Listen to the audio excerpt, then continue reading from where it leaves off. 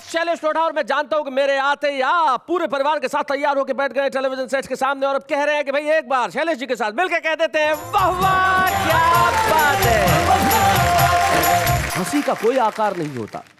आप जब भी हंसें बस इस तरह से हंसे कि सामने वाले की खुशी में शरीक हो जाएं, इस तरह से न हंसे कि सामने वाले को बुरा लगे। जैसे एक दिन 1000 रुपए के नोट ने 1 रुपए के सिक्के से कहा कि यार तेरी क्या औकात है, तू कहाँ मैं कहाँ, मैं 1000 रुपए का नोट तू 1 रुपए का सिक्का। और देख आदमी बड़ा वही होता है जो ज्यादा बकबक न करे। जैसे मैं 1000 का नोट अगर मैं गिर जाऊं तो बिल्कुल आवाज नहीं करता, लेकिन तू 1 रुपए का सिक्का जब गिरता है तो कितनी आवाज करता है, क्योंकि तू हल्का है, छोटा है।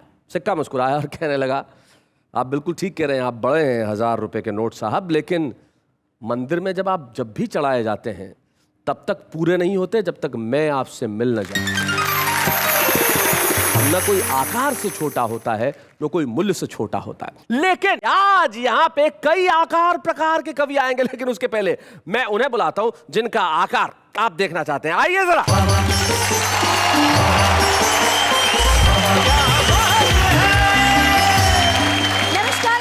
नमस्कार।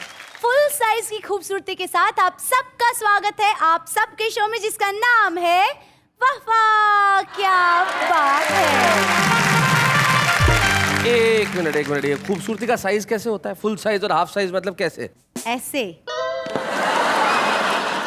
ये खूबसूरती का साइज है तो लगभग बेवकूफी का साइज भी यही है। स्वागत है आपका इसी कार्यक्रम में जिसका नाम है वाह वाह क्या बात है। लेकिन हमारे ये जो कवि है अलग अलग ढंग से किस तरह से बात करने वाले जरा नजर डाल लेते हैं। मैं आपको बताता हूँ, घर से जब भी बाहर निकलता हूँ पत्नी 2-3 रुपए की चिल्लर मेरी जेब में डाल देती है। अच्छा। और मुझे हिदायत देती है कि पड़े रहने देना, खर्च मत करना, घर से बाहर जा रहे हो, कहीं तेज हवा चले, आंधी चले, मुसीबत में पड़ोगे नहीं, जेब में थोड़ा वजन रहेगा तो उड़ोगे नहीं।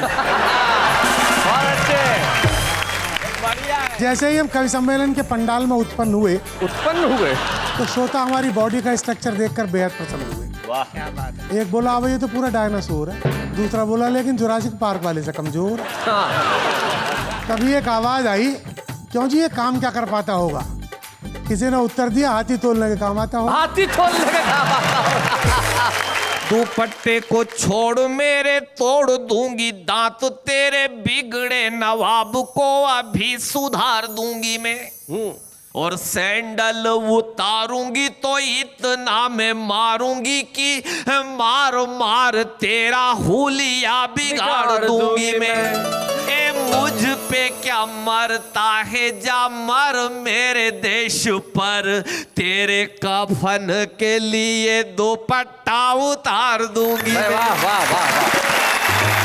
भूखे भेड़िए सा जो डिनर पर टूट पड़े, अच्छा, उसे अजनबी अनजान कवि मानिए। एक प्याली चाय से हो जिसकी थकन दूर, उसे मन मौजी मेहमान कवि मानिए। माइक पे आते ही जो पानी का गिलास मांगे, उसे साधु संत या सुजान कवि मानिए। टुल्लू हो के मंच पे जो गेंडे सा पसर जाए, उसे आप देश का महान कवि मानिए। आपने देखा होगा शैलेश जी कई बार कि शादी के समय क्या होता है, दूल्हा रिसेप्शन के समय पहले आकर बैठ जाता है, दुल्हन बाद में आती है।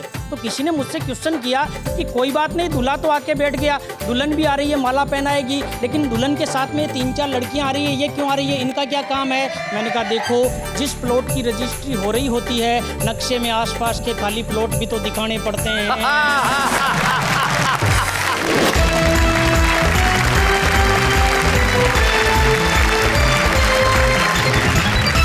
मिलते हैं उनसे जो आज हमारे साथ होंगे, हमारे 3 कवि मित्र जो करेंगे कुछ ऐसा कि जिनके लिए आप कहेंगे भाई इन्होंने कमाल कर दिया। हमारे साथ आज हमारे तीसरा कौन है? आप 2 ही, नागर जी और असीम जी 2 ही लोग बैठे हैं। हमारे साथ एक तीसरे व्यक्ति भी आने वाले थे। नहीं यहाँ तो 2 ही हैं हम अभी। आप तो खुश हो रहे जैसे उनका पेमेंट भी हमको मिल जाएगा। असीम जी कहाँ गए वो दूसरे कवि जी? नहीं मैंने देखे ही नहीं आते हुए। समझ में आया, ये भी चक्कर आकार का ही है। असीम जी जरा इधर से रखिए, आप इधर से रखिए। हाँ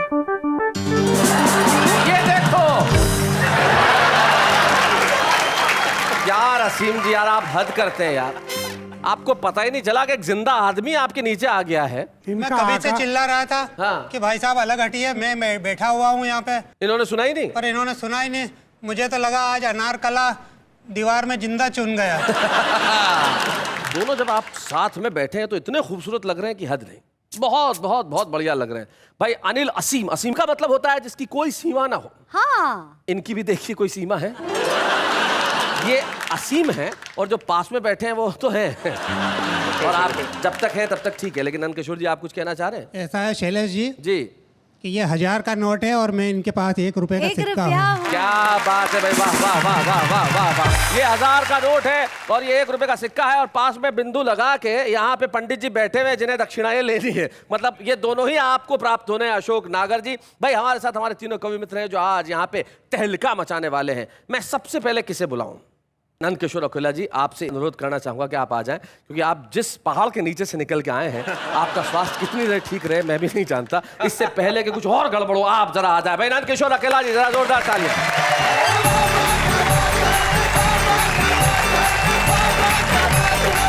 दुबले पतले आदमी की बड़ी विचित्र समस्याएं होती है भाई साहब। कदम कदम पे खतरा रहता है, बहुत सावधानी से चलना पड़ता है। मैं आपको बताता हूँ, घर से जब भी बाहर निकलता हूँ, पत्नी 2-3 रुपए की चिल्लर मेरी जेब में डाल देती है। अच्छा। और मुझे हिदायत देती है कि पड़े रहने देना, खर्च मत करना, घर से बाहर जा रहे हो, कहीं तेज हवा चले, आंधी चले, मुसीबत में पड़ोगे नहीं, जेब में थोड़ा वजन रहेगा तो उड़ोगे नहीं। बहुत अच्छे, बढ़िया है। तो उस बेचारी को मेरी बहुत चिंता है साहब, करेक्ट।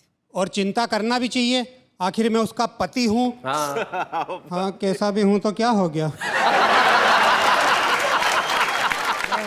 हाँ, उसकी मांग का सिंदूर हूँ मैं, ओहो, बॉस, हालांकि चुटकी भर हूँ। देखो, सिंदूर तो चुटकी भर ही काम में आता है जी। और किसी को ऐसा पति मिल जाए तो ऐसा थोड़ी कि वो रोज मुट्ठा भर भर के माथे पे सिंदूर लगाए। पर मेरी दुबली पतली काया की वजह से सब लोग मेरी मजाक उड़ाते हैं भाई साहब। जी। जहाँ भी जाता हूँ लोग हंसते हैं, मेरे को बहुत बुरा लगता है। मैं आपको बताऊं, पहले जवानी में मैं कहीं भी जाता था तो लड़कियां मेरे को बहुत घूर घूर के देखती थी। ये अंजलि जी तो अभी भी देख रही है। अच्छा, तो मैं क्या समझता था कि मैं बहुत हैंडसम हूँ। ओहो, वो तो बहुत दिनों बाद पता चला कि जहाँ भी जाता था लड़कियां तो मेरी मजाक उड़ाती थी, आपस में कहती थी, अरे देख देख कैसा लड़का जा रहा है, सूखे गन्ने जैसा। तो ये जो मेरी काया देखकर सब मेरी हंसी उड़ाते हैं, मजाक उड़ाते हैं, उनके लिए 2 पंक्ति कहता हूँ जी। स्वागत है। क्या ऊपर ऊपर से क्या देखते हो रे। ओहो, हाँ, मेरे को गुस्सा आता है फिर मैं ऐसे ही बकता हूँ, अच्छा, और तो क्या कर सकता हूँ। बहुत अच्छे। क्या ऊपर ऊपर से क्या देखते हो रे, कोई दिल परख कर तो देखो, सूखे गन्ने में भी रस मीठा है, कोई चक्कर तो देखो। वो क्या है कि दुबले पतले आदमी को एक तो जोश बहुत आता है। बहुत। वो खली पहलवान को आपने देखा होगा, हाँ, बिल्कुल मेरे जैसा ही दिखता है। नहीं, हंसने की बात नहीं है। देखो, उसका वजन है 220 किलो और मेरा वजन है 20 किलो 200 ग्राम। तो अब कोई ज़्यादा फर्क तो है नहीं। बिल्कुल।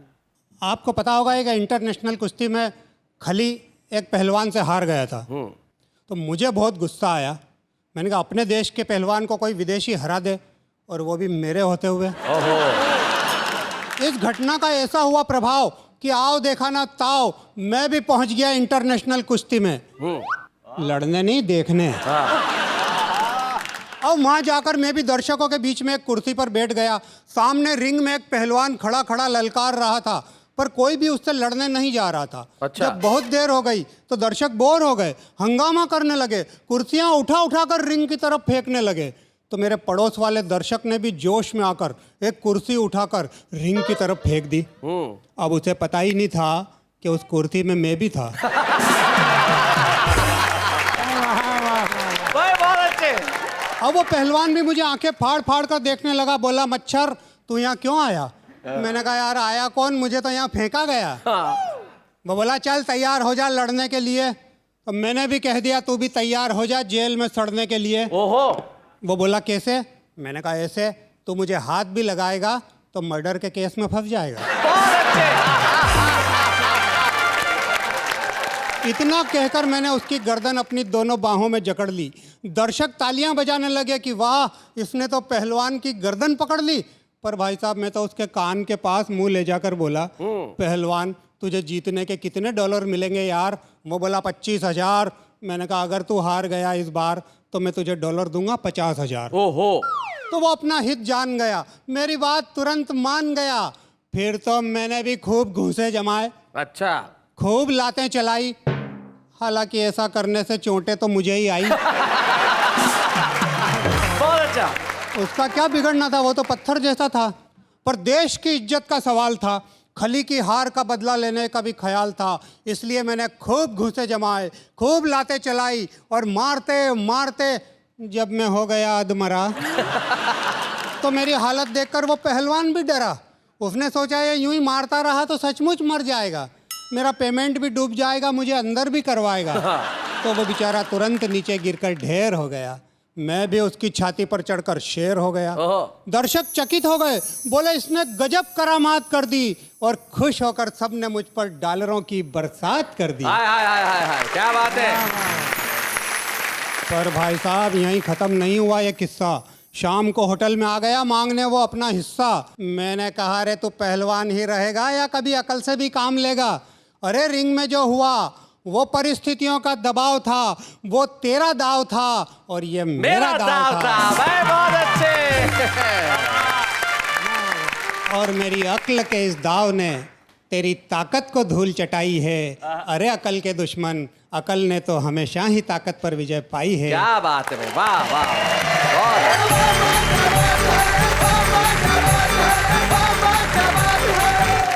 अरे भाई कमाल कर दिया नंद किशोर अकेला जी, आपने कमाल कर दिया, क्या बात है। और सबसे बड़ी चीज जो है, बहुत मुश्किल होता है स्वयं पे हंसना, लेकिन आपने खुद पे हंस के जो सारे जमाने को हंसाने का काम किया है, उससे बेहतर क्या हो सकता है। यही सच्ची इंसानियत है। नंद किशोर अकेला जी, क्या बात है। लेकिन आपने अपना ये जो तखल्लुस है अकेला क्यों रखा हुआ है? दरअसल क्या है भाई साहब, मेरी पत्नी को भी मेरे नाम की वजह से बड़ी प्रॉब्लम होती है। कई बार क्या है, महिलाएं आपस में बैठती है तो एक दूसरे को अपना परिचय देती है जी। बोले मेरे पति नागर जी हैं, एक बोलती है मेरे पति वसीम हैं। तो मेरी पत्नी भी बोल देती है कि मेरे तो पति अकेला है। हाँ। तो सुनकर उन औरतों को बहुत गुस्सा आता है। हाँ। कि अरे वावरी, तेरे अकेला है तो हमारे कोई दो दो चार चार है क्या? तब मैं उनसे बोला कि चाहे कोई भी नाराज हो जाए, मैं तेरा पति अकेला हूँ और अकेला ही रहूंगा। क्या बात है भाई, वाह वाह वाह। नंद किशोर जी की पत्नी कहती है कि हमारा पति अकेला है, तो अनिल जी की पत्नी कहती होगी अगर ये अकेला है तो ये तो बहुत सारे हैं। मतलब आपके भौगोलिक आकार प्रकार की वजह से मेंटेन कैसे होता है ये? भाई साहब, एक बार तो ये हुआ कि मैं बैठा हुआ खाना खा रहा था। मैंने साहब रोटी खाई, एक डॉक्टर उधर से जा रहा था, वो रोटी गिनने लगा। मैंने 20 रोटी खा ली, कड़ा उठाया, पानी पी लिया। डॉक्टर कहने लगा भाई ये क्या, तुम खाना खाने के बाद पानी पीते हो? तो मैंने कहा और क्या, खाना खाने के पहले पानी पीते हैं? बोले नहीं, बीच में पीते हैं। मैंने कहा लाओ लाओ 20 रोटी और ले आओ, हम पानी को बीच में करे ले रहे हैं। ऐसे मेंटेन कर रहे हैं 40-40 खा के एक बार में। चलिए भाई, अनिल असीम जी ने ये जो वृत्त है, ये जो उदर है, ये बहुत मेहनत और बहुत परिश्रम से मेंटेन किया है, और हम चाहते हैं कि ये जो मेंटेन किया हुआ उदर है, इसके कुछ राज हमें आके बताएं। तो अनिल असीम जी जो बहुत जोश के साथ कविताएं पढ़ते हैं और सारी दुनिया को हंसाते हैं, आइए बुलाते हैं उनसे। आइए अनिल असीम जी, आइए।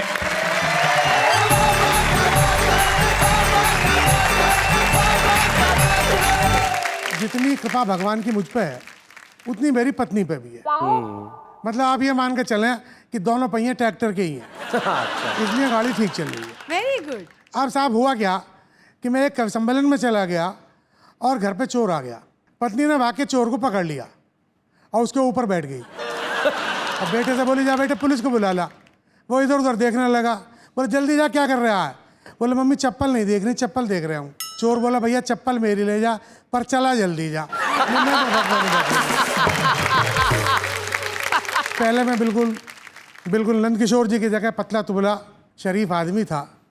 हुआ क्या कि जिस मोहल्ले में मैं रहता था वहाँ सबने कुत्ते पाल रखे थे, तो शौक किया मैंने भी एक कुत्ता पाल लिया साहब जी। अच्छा, मैं तो पतला था ही, मेरा कुत्ता भी पतला। सारे मोहल्ले कुत्ते से भौंकते थे, कुत्ते की बड़ी बेइज्जती होती थी। अच्छा। मुझे बड़ा बुरा लगता था साहब। तो मैं कुत्ते को लेकर डॉक्टर के पास गया कि डॉक्टर साहब हमारा कुत्ता बहुत पतला है, हम इसे मोटा करना चाहते हैं। बोला जी हो जाएगा, कोई बहुत मुश्किल काम नहीं है, ये 2 गोली ले जाओ दे देना। तो डॉक्टर ने मुझे एक पाइप दिया, बोले पाइप ले जाओ, गोली पाइप में रखना, कुत्ते के मुंह में पाइप लगाना, फूंक मार देना, गोली अंदर चली जाएंगी। अब भाई साहब इससे पहले कि मैं फूंक मारता, कुत्ते ने फूंक मार दी। तो जैसा मैं आपको बताना चाह रहा था कि बहुत सारी टिप्पणियां मुझ पर होती हैं, जी, मैंने उन सारी टिप्पणियों को जोड़ा और एक ये प्रयोग किया कि एक कविता का रूप उन्हें दिया। जी सुनाएं। आप मन में ये बात रखें कि मैं एक कवि सम्मेलन में गया और वहाँ लोगों ने देख के मुझे कुछ टिप्पणियाँ की। स्वागत है। कि जैसे ही हम कवि सम्मेलन के पंडाल में उत्पन्न हुए तो श्रोता हमारी बॉडी का स्ट्रक्चर देखकर बेहद प्रसन्न हुए। एक बोला अब ये तो पूरा डायनासोर है, दूसरा बोला लेकिन जुरासिक पार्क वाले से कमजोर। तभी एक आवाज आई, क्यों जी ये काम क्या कर पाता होगा? किसी ने उत्तर दिया, हाथी तोलने के काम आता होगा। हाथी तोलने के काम आता होगा। इसी बीच एक श्रोता ने शंका जताई कि भगवान ही जाने आज कवि सम्मेलन कैसे हो पाएगा, इसके मंच पे चढ़ते ही मंच टूट नहीं जाएगा। हाँ। तो हमने उस श्रोता को अपने पास बुलाया, उसे बड़े प्यार से समझाया कि आराम से बैठो दोस्त, मंच नहीं टूटेगा, हम पूरी तसल्ली करके आए हैं। आयोजकों ने थोड़ी देर पहले इस मंच पे हमें एक रस्सी में बंधे हुए 24 हाथी बिठा के दिखाए हैं। ओहो। इस मंच के तख्ते भारतीय जनता की तरह सिर्फ थोड़ा सा चरमराते हैं, लेकिन बोझ कितना भी हो सारा सह जाते हैं। क्या बात है भाई, वाह वाह। इसी बीच एक श्रोता एक बाल्टी में दूध लेकर आया, दूध, और हमारे फूले हुए पेट पर हाथ फेरता हुआ बोला, उस दिन तो हमें मौका ही नहीं मिल पाया, आज हम सबके सामने आपको दूध पिलाएंगे। और गणेश जी ने वास्तव में दूध पिया था, सबको दिखाएंगे। जी। हमने सोचा दूध पीते पीते आज हम निबट जाएंगे, क्योंकि अभी तो एक ही श्रोता दूध लाया है, इसका देखे देखे सारे श्रोता दूध लाएंगे। इतना दूध हम कैसे पचा पाएंगे, क्योंकि हम पत्थर के नहीं चलते फिरते इंसान हैं, और फिर हम आदमी हैं, वो भगवान हैं। इनका क्या, ये तो भारतीय जनता के लोग हैं, इन्हें अंधविश्वास जैसे हजारों रोग हैं। ये धर्म के नाम पर दूध क्या, खून भी नालियों में बहा सकते हैं, और देवताओं की खातिर दूध मुँहे बच्चों को भूखा सुला सकते हैं। वाह वाह। यही सब सोचकर हम जान बचाकर भागने लगे, और जब भागने का रास्ता नहीं मिला तो मंच के चक्कर काटने लगे। अच्छा। हमें मंच के चक्कर काटता देख एक श्रोता बोला, अबे देख, सड़क कूदने का इंजन स्पोर्ट कार की तरह रेस लगा रहा है। दूसरा बोला, रेस वेस कुछ नहीं, ये इन सारे कवियों का बेवकूफ़ बना रहा है। अच्छा। तू ही बता, कवि सम्मेलन के पंडाल में कोई रेस क्यों लगाएगा? इसके पास पहनने के लिए चप्पल नहीं है, ये किसी ना किसी कवि की चप्पल चुराएगा। ये सुनते ही हम बोले कि क्या बात करते हो दोस्त, क्या हम इन गरीब कवियों की चप्पल चुराएंगे? अगर चप्पल ही चुरानी है तो किसी मंदिर या मस्जिद में जाएंगे। वो बोला, वहाँ आपको जूते या चप्पल कहाँ मिल पाएंगे? असीम जी, जूते और चप्पल आजकल संसद और विधानसभाओं में चलाए जाते हैं। क्या बात है? मंदिर मस्जिदों में आतंकवादी पाए जाते हैं। वाह वाह वाह वाह। मंदिर मस्जिदों में आतंकवादी पाए जाते हैं, इसीलिए कहते हैं कि वहाँ मत जाइएगा, वरना आपको भी मिलेंगे AK-47 के धमाके और नेताओं के नारे, क्योंकि आजकल पूजा के नहीं राजनीति के काम आते हैं मंदिर, मस्जिद, चर्च और गुरुद्वारे। वाह वाह वाह। मंदिर, मस्जिद, चर्च और गुरुद्वारे। इसीलिए बेमतलब की बातों को छोड़िए, काम की बात पे आइए। इस फूले हुए पेट के लिए कौन सी चक्की का खाते हैं ये बताइए। हमने कहा कौन सी चक्की बताएं यार, हम तो भ्रष्टाचार की चक्की में पिसे हुए अभावों की रोटी खाते हैं, हमें खाने के लिए गेहूं, चावल, दाल और चना कहाँ मिल पाते हैं? क्या बात है? वो बोला, फिर क्या घास खाकर इस कदर फूल रहे हैं? हमने कहा आप शायद भूल रहे हैं कि घास तो आजकल कुछ खास किस्म के जानवर खाते हैं, जो बहुत सारी विधानसभाओं के आसपास पाए जाते हैं। क्या बात है? हमें तो तरह तरह के आश्वासनों की खिचड़ी खिलाई जाती है, क्योंकि हम उस देश के वासी हैं जिसे खिचड़ी सरकार चलाती है। क्या बात है, बहुत जिसे अच्छे। खिचड़ी सरकार चलाती है। वो बोला, बेमतलब की बकवास मत झाड़िए, काम की बात पे आइए, कश्मीर समस्या पे कोई कविता सुनाइए। हम बोले, कश्मीर समस्या क्या, किसी समस्या पे कोई कविता नहीं सुनाएंगे, क्योंकि हम कविता सुनाएंगे, आप तालियां बजाएंगे। असली समस्या यही है दोस्त कि आप सिर्फ तालियां बजाते हैं, कर कुछ भी नहीं पाते हैं। इसीलिए हम सौगंध खाते हैं कि अब कविता हम तभी सुनाएंगे जब ये ताली बजाने वाले हाथ गद्दारों के गिरेबानों तक पहुंच जाएंगे। क्या बात है, वाह वाह वाह।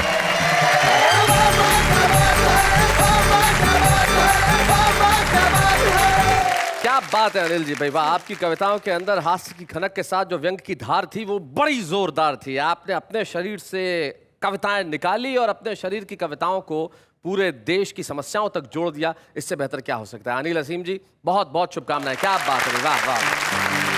दोनों ने सुनाया वो अद्भुत है, लेकिन अब एक ऐसे व्यक्ति को हम बुलाते हैं जो जिंदगी के आसपास के छोटे मोटे ऑब्जर्वेशन से हास्य पैदा करते हैं, जो निजी जिंदगी की बातचीत होती है और हमारे देशों में ग्रामीण अंचलों के अंदर किस तरह से बातचीत होती है, उसका जो एक अनूठा अंदाज है वो अशोक नागर के पास है। अशोक नागर अपनी जो ये शैली है, बातचीत की शैली, उस बातचीत की शैली में हमारे ग्रामीण जीवन को जिस तरह से जिंदा करते हैं, आइए देखते हैं अशोक नागर।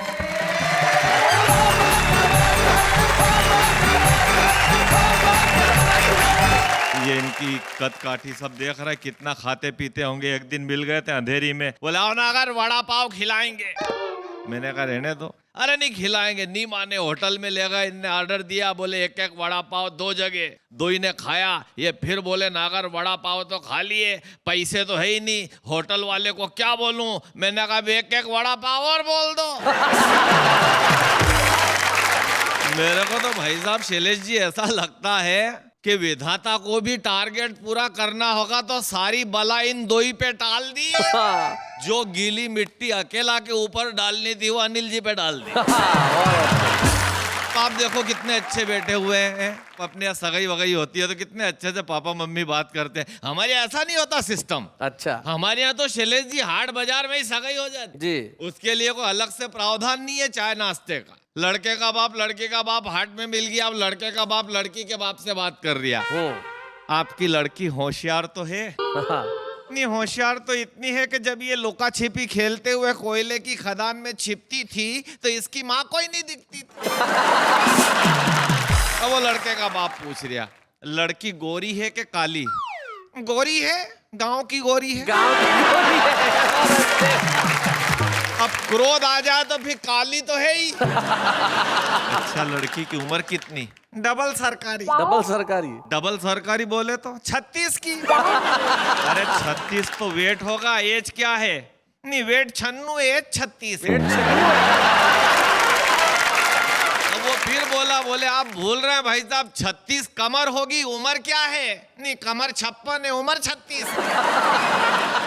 लड़की की साइज 4x4 की है। इतनी भारी है, क्या करती है? डाइटिंग यानी कि सुबह सुबह प्रातः काल घूमने जाती है। नहीं संध्या काल जाती है, पर हाँ प्रातः काल तक लौट आती है। प्रातः काल तक क्यों? क्योंकि पूजा पाठी है। अच्छा लड़की का नेचर कैसा है? घर के सब लोग लड़की से प्यार तो करेंगे, इससे तो पशु पक्षी भी प्यार करते हैं। जब ये घर के पिछवाड़े बैठ के पढ़ती थी तो गिलहरी बबूल पे नहीं इसी पे चढ़ती थी। हमारी भैंस मर गई तो उसका बच्चा माँ माँ माँ माँ कह के इसी के 4-5 चक्कर लगाता। और कन्या सेवा भावी तो इतनी है कि गांव में किसी को भी कोई भारी सामान उठाना हो तो बैलगाड़ी में रखवा के इसी को ले जाता है। मंडी में गेहूं के बोरे तोलना हो और बाट कम पड़े तब भी यही काम आती है। बस थोड़ी शर्माती है। कोई बात नहीं, मेरा मतलब था हमारा बड़ा परिवार है, सबको एक नजर से तो देखेगी। हमको भी एक ही नजर से देखती है, इसकी दूसरी दुकान बंद है। जब लड़के के बाप ने फिर पूछा, हमारे घर में छोटे छोटे बच्चे हैं, सब बच्चों से प्यार करेगी? हाँ तो इसके बच्चे भी अभी छोटे ही हैं। और व्यंग की पंक्तियां जिसके लिए आपको हंसाया जी। लड़की के बाप ने कहा कि सोच लो जमाना खराब है, जैसी भी लड़की है शादी कर लो। पर लड़के का बाप बोला नहीं, बच्चों की माँ मेरे घर में हरगिज नहीं चलेगी। लड़की के बाप ने फिर समझाया कि एक बार और सोच लो, समय खराब है, आने वाली औलादें कुंवारी ही मरेगी। अगर भ्रूण हत्या और दहेज हत्या नहीं रुकी ना तो ऐसी लड़कियां भी नहीं मिलेगी। क्या बात है, बहुत बढ़िया। और 4 पंक्तियां बेटियों के सम्मान में पढ़ता हूं। अगर ये स्थितियां रही तो क्या होगा? स्वागत है। कि हर एक घर के अंधेरे में किरण कैसे आएगी, वाह। हर एक भाई के घर बहन कैसे आएगी, और बेटियों को मारने का सिलसिला नहीं थमा तो इन वीरान घरानों में दुल्हन कैसे आएगी। क्या बात, बहुत। और ये 4 पंक्तियां सच्ची घटना पे और एक बेटी में कितनी क्षमता होती है, मैं इन पंक्तियों से आप तक पहुंचाना चाहता हूं। जी। 26 जनवरी 2010 की घटना, सुबह 7 बजे तमाम लड़कियां छोटे छोटे झंडे लेकर के प्लास्टिक के, कागज के और टेम्पो में चढ़ रही थी। उसी समय में उधर से निकला एक आखिरी लड़की, टेम्पो में चढ़ी और एक मन चले लड़के ने उसका दुपट्टा खींच लिया कांधे से। यह दृश्य मैंने देखा, मैं उस लड़के से उलझना चाहता था, लेकिन मेरी गाड़ी स्टैंड पे खड़ी करने की प्रक्रिया के बीच हिंदुस्तान की उस बेटी ने जो मन चले लड़के को जवाब दिया, वो जवाब सुनने के बाद मुझे बोलने की नहीं लिखने की जरूरत थी। हिंदुस्तान की बेटी का जवाब मन चले को देखिए आप। कि दुपट्टे को छोड़ मेरे तोड़ दूंगी दांत, तेरे बिगड़े नवाब को अभी सुधार दूंगी मैं। वाह। और सैंडल उतारूंगी तो इतना मैं मारूंगी कि मार मार तेरा हुलिया बिगाड़ दूंगी मैं। ये उछल कूद बंद कर, मत छल छंद कर, 2 गज जमीन में यहीं पे गाड़ दूंगी मैं। ए मुझ पे क्या मरता है, जा मर मेरे देश पर, तेरे कफन के लिए दुपट्टा उतार दूंगी मैं। वाह वाह वाह।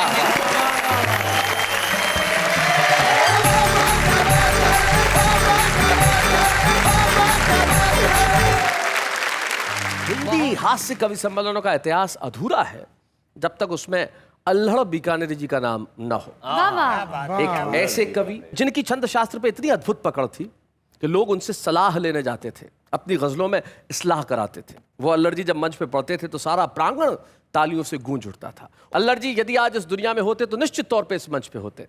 अब अल्हड़ जी को तो ईश्वर ने बुला लिया अपने पास, लेकिन हमारे पास छोड़ गए उनकी कविताएं। हम चाहते हैं अल्हड़ बीकानेरी जी के खूबसूरत अंदाज को हम जिंदा करें आपके बीच में, और उनकी कविताएं पढ़ने के लिए मैं बुलाता हूं प्रवीण शुक्ल को।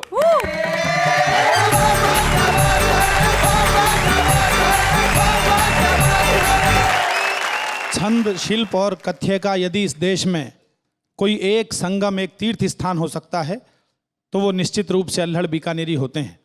वो मेरे रोम रोम में रमे हुए हैं। कुछ देर के लिए ये मान लीजिए उनकी आत्मा मेरी आत्मा में प्रवेश कर रही है। मैं एक छंद के साथ बात शुरू करता हूं। स्वागत।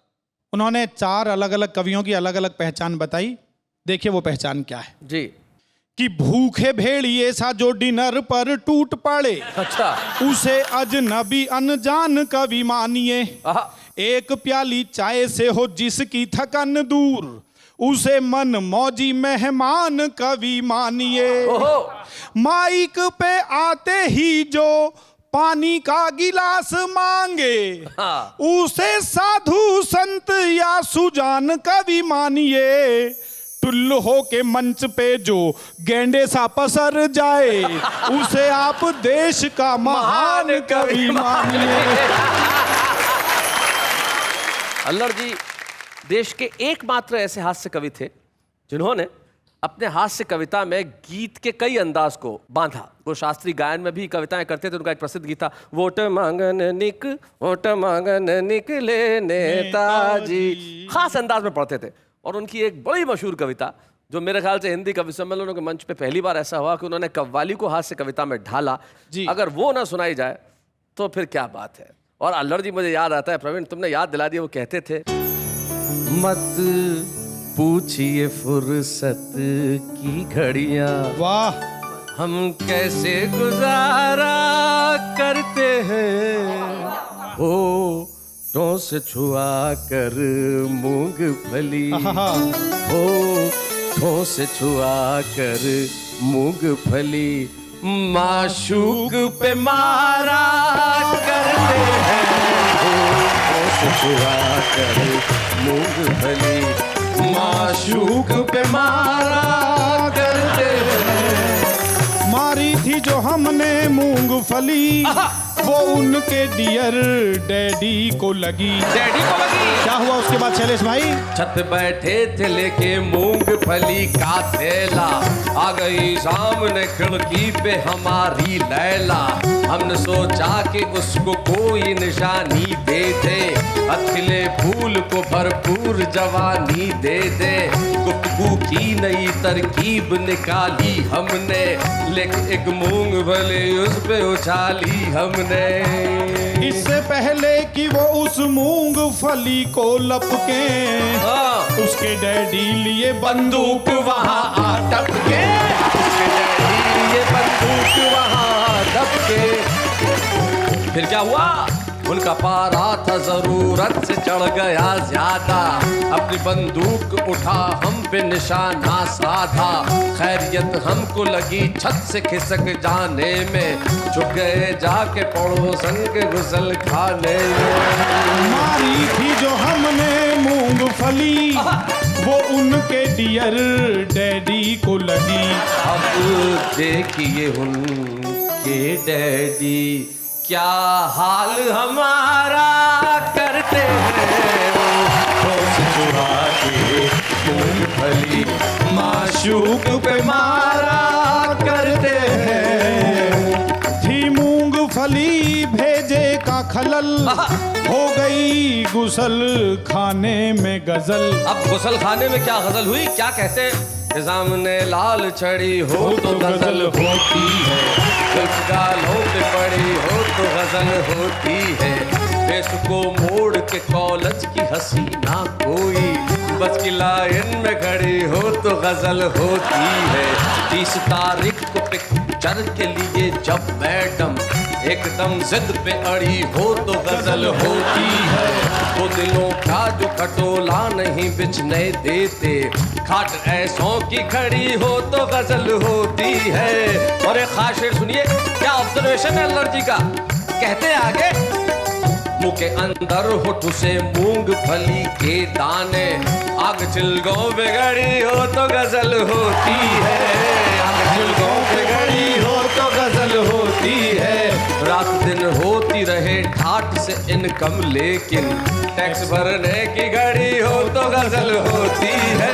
टैक्स भरने की घड़ी हो तो गजल होती है। और ये खास शेर आपके लिए जो एलर्जी कहते हैं, अपने दूल्हे से कोई शोख नवेली दुल्हन, अपने दूल्हे से कोई शोख नवेली दुल्हन, पूरे 10 साल बड़ी हो तो गजल होती है।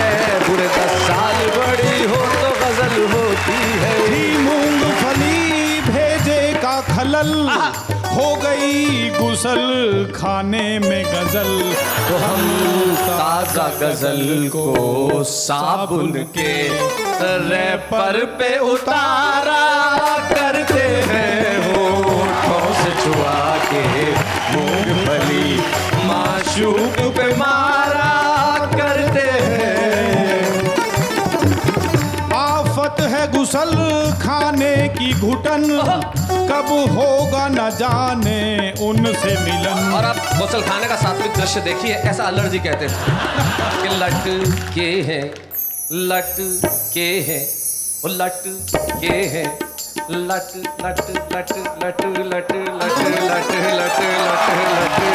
लट लट के है पड़ोसन के कपड़े, ओ लट के है पड़ोसन के कपड़े, हम उनको निहारा करते हैं। मूंगफली माशूक पे मारा करते हैं।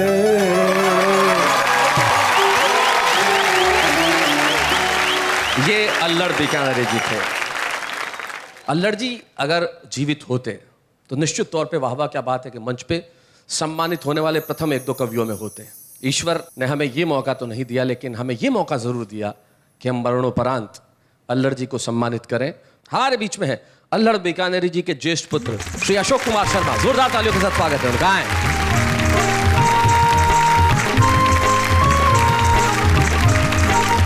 अशोक जी स्वागत है आपका।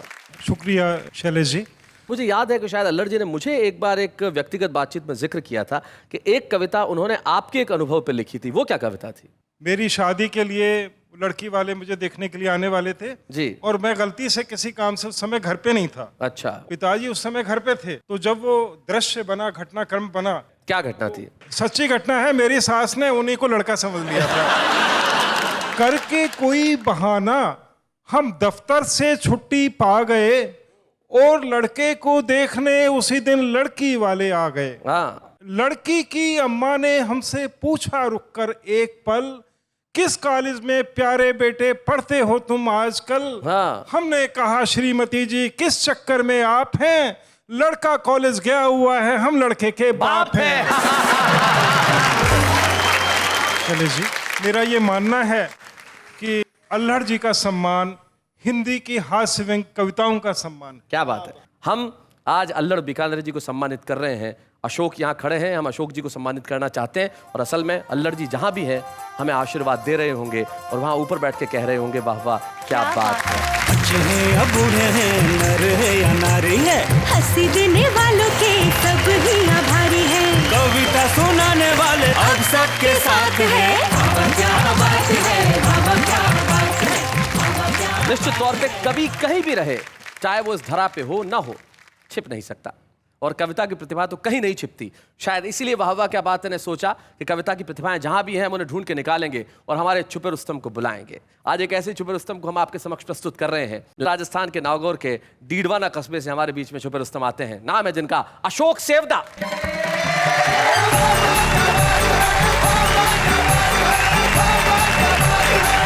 शैलेश जी, अगर आदमी जिंदा दिल हो और जिंदा दिली से किसी से बात करे तो कविता अपने आप निकलने लग जाती है। जी। कल ही की एक घटना है, एक भिखारी मिला, बोले बाबूजी 20 रुपए दो, कॉफी पीऊंगा। मैंने कहा रे भिखारी होकर के कॉफी पीता है? उसने कहा योग गुरु ने चाय के लिए मना कर रखा, एसिडिटी हो जाती है। ऐसे ही विजन को लेकर के मैंने बहुत से लोगों से बात की और एक नई कविता निकाली है। जी। कविता का टॉपिक है प्रेमिका। प्रेमिका। जब मुझे प्रेमिका टॉपिक मिला तो मैंने 4 अलग अलग व्यक्तियों से पूछा और एक कविता बनाई। सबसे पहले एक बुजुर्ग से पूछा, दादा प्रेमिका के बारे में कुछ बताओगे? वो बोले बको मत बदतमीज, जिंदगी भर पाक दामन रहा हूं, बुढ़ापे में ऐसी बातें करके बदनाम करवाओगे? जिस पत्नी ने सेवा की बुढ़ापे में उसी से पिटवाओगे। समझदार होने से पहले विवाहित हो गया, पत्नी ही प्रेमिका बनी, उसी के प्यार में खो गया, हर सुख दुख में उसी ने साथ दिया, अब उसी का साथ छुड़वाओगे? क्या बात है। बेटे सारे अपनी प्रेमिकाओं के साथ भाग गए, ऐसे में मेरी सेवा क्या तुम अपनी प्रेमिका से करवाओगे? बहुत अच्छे हैं। फिर एक नेताजी से पूछा प्रेमिका के बारे में क्या कहते हैं? वो बोले कुछ नहीं कहते हैं, चुप ही रहते हैं, ऐसे संवेदनशील विषयों पर सोच समझकर बयान देते हैं, आप चले जाइए, हम कुछ नहीं बताएंगे, बताया तो हमारे पारिवारिक संबंध बिगड़ जाएंगे, आप हमारी पत्नी को हमसे नाराज करवाएंगे, क्या मिलेगा आपको जब आप मेरे मुख से मेरी कुर्सी को मेरी प्रेमिका कहलवाएंगे? बहुत अच्छे हैं। फिर एक कॉलेज के विद्यार्थी से पूछा प्रेम के बारे में बताओ, कोई प्रेमिका हो तो सुनाओ। वो बोला 3 है। अच्छा। वो बोला 3 है, कोई एक चुन लो, वक्त कम है, अतः एक के बारे में सुन लो। मैंने कहा तुम धोखा दे रहे हो, अकेले 3 से प्रेम कर रहे हो? वो बोले कोई धोखा नहीं है, जैसा पाता हूँ वैसा ही दे रहा हूँ, उन लड़कियों के लिए मैं भी तो 3रे नंबर पर रह रहा हूँ।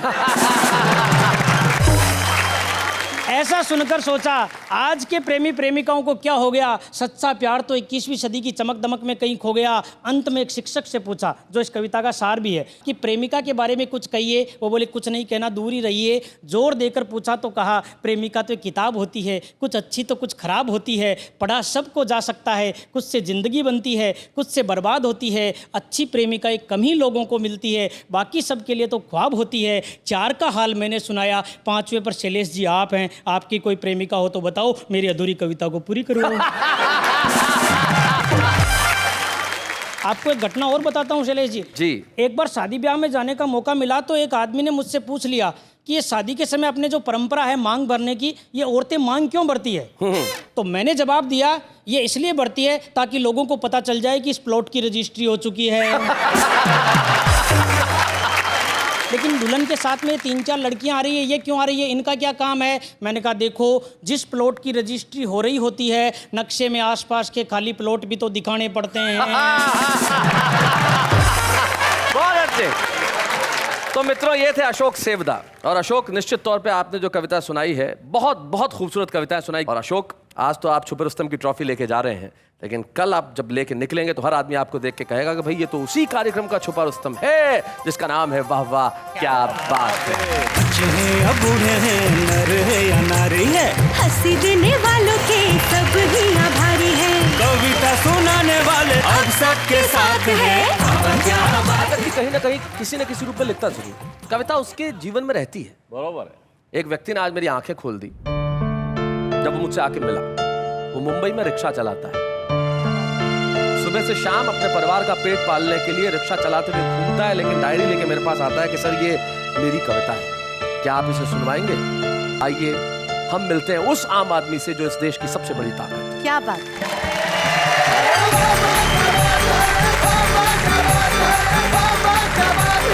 अपना नाम सबसे पहले बताएं। मेरा नाम दादा सोमा ताकपीरे, मैं महाराष्ट्रियन हूँ। सोलापुर डिस्ट्रिक्ट है, तहसील बारसी है। मेरे गांव का नाम श्रीपत पिंपरी है। चले सर, प्लीज मेरी एक कविता है, वो आप भी सुनेंगे तो खुश हो जाएंगे शायद। सुनाइए। सुबह मैं जब घर से निकलता हूँ तो किसी को ना नहीं कहता, सभी को हाँ हाँ कहता हूँ। सायन से लेके मुलुंड तक और बांद्रा से लेके दहीसर तक बस चला जाता हूँ, लेकिन जैसे ही रात होने को आती है तो सभी को ना ना बस ना ही कहता हूँ, क्योंकि मैं रहता हूँ घाटकोपर में। वहाँ पे भी मेरा लोग करते हैं इंतज़ार। वो लोग कौन है वो भी सुनो। वहाँ किराए पे मेरा भी एक घर है, उसमें बसा वो मेरा भी एक परिवार है। परिवार में कुल हम लोग 4 हैं। सॉरी। नहीं नहीं नहीं, कोई दिक्कत नहीं, सुनाते रहो।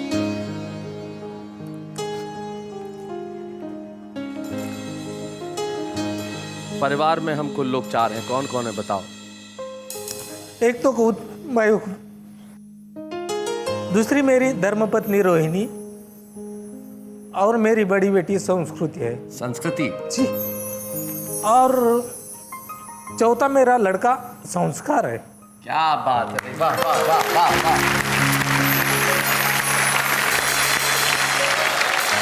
यही तो मेरी जिंदगी है यारो, और यही तो मेरी संपत्ति है। ये लड़की और एक लड़का, यही तो मेरी जिंदगी है यारो, यही तो मेरा संसार है। संसार है, बस संसार है। क्या बात है, वाह वाह वाह वाह, बहुत बढ़िया।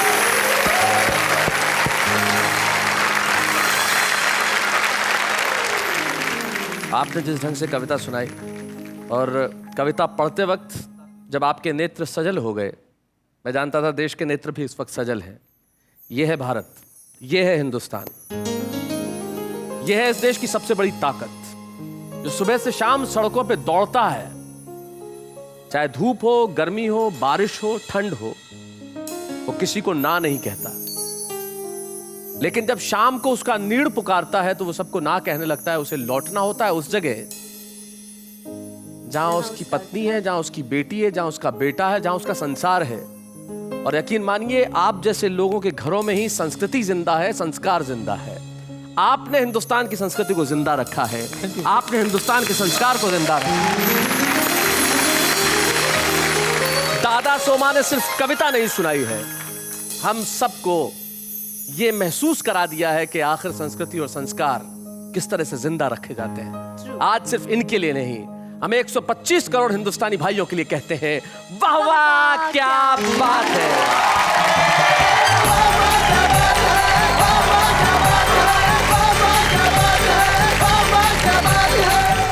ऐसे और भी मजेदार वीडियो के लिए हमारे चैनल को लाइक, शेयर और सब्सक्राइब करें।